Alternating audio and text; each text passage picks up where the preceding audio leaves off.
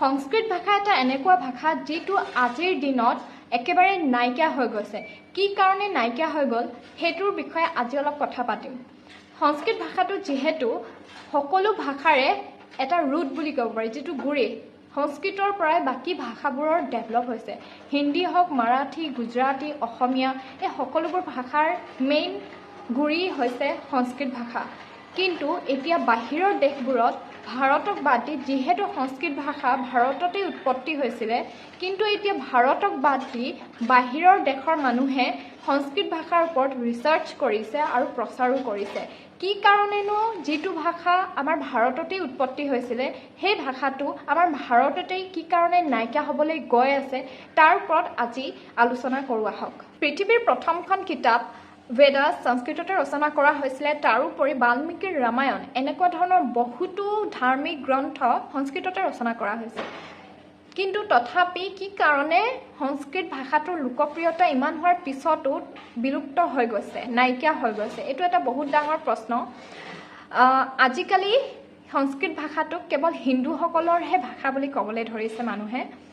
গতিকে পৃথিৱীৰ বহুতো স্কলাৰ্ছ আছে, তেওঁলোকে কৈছে যে সংস্কৃত ভাষাটো এনেকুৱা এটা ভাষা যিটোৰ গ্ৰামাৰ, সংস্কৃত ভাষাটোৰ গ্ৰামাৰ সবচে বেছি লজিকেল অৰ্ডাৰত আছে বুলি কৈছে। বেলেগ ভাষাতকৈ সংস্কৃত ভাষাটোৰ যিটো গ্ৰামাৰ আছে সেইটো আটাইতকৈ লজিকেল অৰ্ডাৰত আছে বুলি কৈছে। তাৰোপৰি জাৰ্মানী, ইটালীৰ নিচিনা দেশবোৰত, এতিয়া বাহিৰৰ কাণ্ট্ৰিবোৰত সংস্কৃত ভাষা শিকোৱা হৈছে, তাৰ ওপৰত ৰিচাৰ্চ কৰিছে। কিন্তু ভাৰতৰে যিটো ভাষা হয় সেইটো কিয় ভাৰততে এতিয়া নাইকিয়া হৈ গৈ আছে। এতিয়া সংস্কৃত ভাষাটো বিলুপ্ত হৈ যোৱাৰ কাৰণকেইটা জানি লওঁ আহক।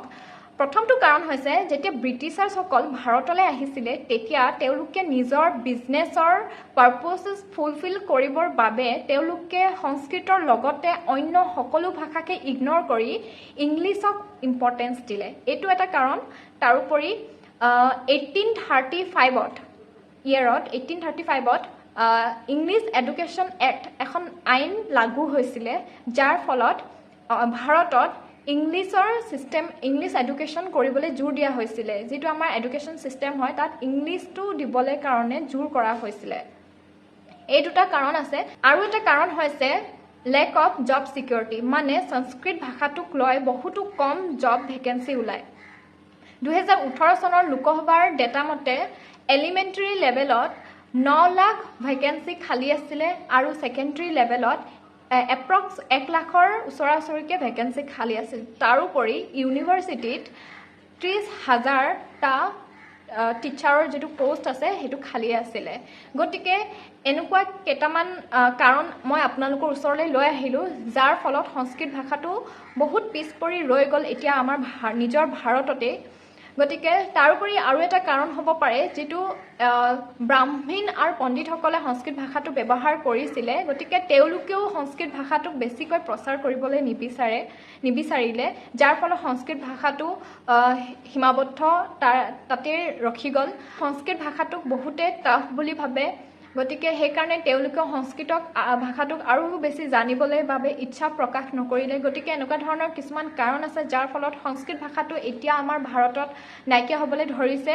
গতিকে আপোনালোকে কি ভাবে, আপোনালোকৰ মতে সংস্কৃত ভাষাটো আৰু কি কি কাৰণত নাইকিয়া হৈছে কমেণ্ট ছেকশ্যনত আপোনালোকে জনাব। আপোনালোকৰ মতে সংস্কৃত ভাষাটো আৰু প্ৰচাৰ হ'ব লাগে নে নালাগে, আপোনালোকে কি ভাবে। যিহেতু আমাৰ নিজৰ ভাষা হয়, সংস্কৃত ভাষাৰ পৰাই যিহেতু সকলোবোৰ ভাষাৰ উৎপত্তি হৈছিলে, কিন্তু সেই সংস্কৃত ভাষাটোৱে এতিয়া নাইকিয়া হৈ গৈছে।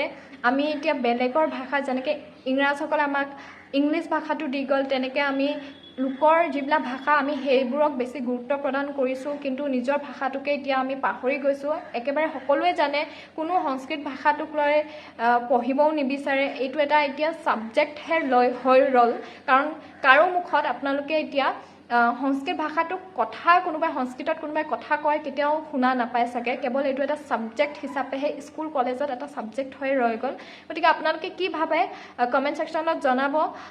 গতিকে ইয়াতে সামৰিছোঁ আজিৰ এই ভিডিঅ'টি। আপোনালোকে যদি ভাল পালে, কিবা এটা অকণমান হ'লেও যদি শিকিব পাৰিছে, তেনেহ'লে লাইক কৰি দিব, ভিডিঅ'টো শ্বেয়াৰ কৰিব পাৰিলে, আৰু ছাবস্ক্ৰাইব কৰি থৈ যাব যদি আপুনি নতুন হয়। আজিলৈ ৰাখিছোঁ ইমানতে, ধন্যবাদ।